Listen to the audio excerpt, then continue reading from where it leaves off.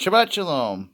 And today we're going to talk a little bit about the Passover and stuff of that sort. Because I know a lot of people say, oh, well, Jesus died on a Friday, was resurrected on a Sunday, we got a proof in the scriptures. Well, actually, that's wrong. What I was taught and brought up and raised is actually not true. Yes, he did die, and he was death, burial, resurrection, the whole 9 yards. But here's the deal.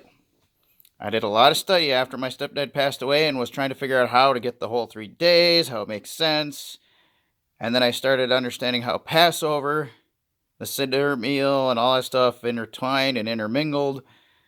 There's some debates on whether the Seder is completely pagan, whatever, blah, blah, blah. I'm not going to get into that portion of it. I'm getting to the memorial side of it, and I'm going to get into that portion of it there.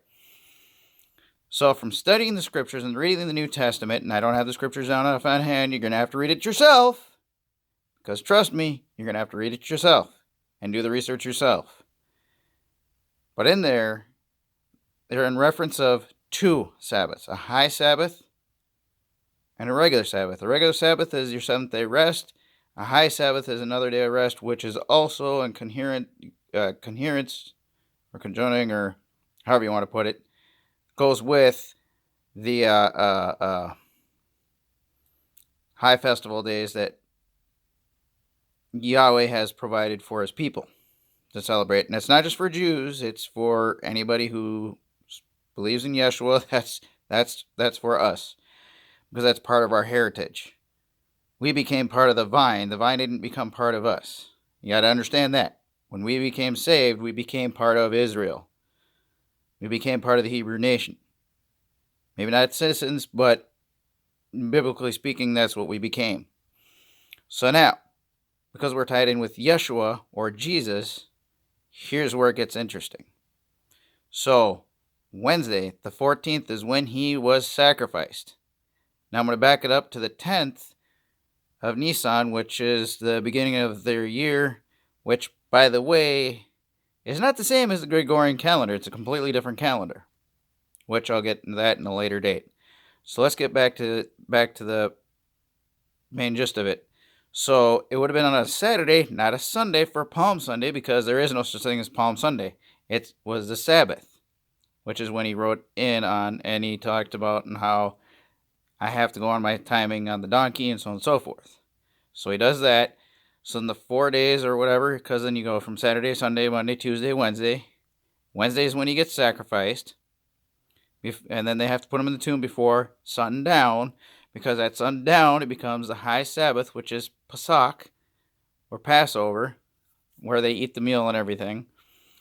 Then you go from there to Thursday, which is a regular day of preparation for the following Sabbath. So you have the high Sabbath and the regular Sabbath. He is resurrected on the Sabbath before sundown. That's how you get the 3 days. Now, you say, well, how did Miriam and those gals, they ended up going taking the spices early Sunday morning? Well, yeah, okay. So they did on early Sunday morning. Exactly what time, I don't know. But because the way the day is counted is from sundown to sundown. Not like what we perspective in the Gregorian calendar is midnight to midnight and so on and so forth. That's not how it works. So it's from sunset to sunset. So, that's it being done. Let's back it up a little bit. So, he's resurrected before sundown at the end of Sabbath, because he says, I'm the Lord of the Sabbath. So now, after sundown, whatever time they come in, whether it's before midnight or before sunrise on what we classify as Sunday, they go to the tomb. They find the tomb is empty. Well, this is how he fulfills Torah. This is how he fulfills the Passover. This is how he fulfills the whole 9 yards. Is because that's exactly how it is done. And that's exactly how it fulfills all those times and dates. So, that's it being done. Feel free to put down in the comment section. Feel free to add to what you want. And if we need to discuss more later, we'll discuss more later. But that's it being done. This is Semperfi 1918. Like, subscribe, and pass on. Semperfi 1918 out.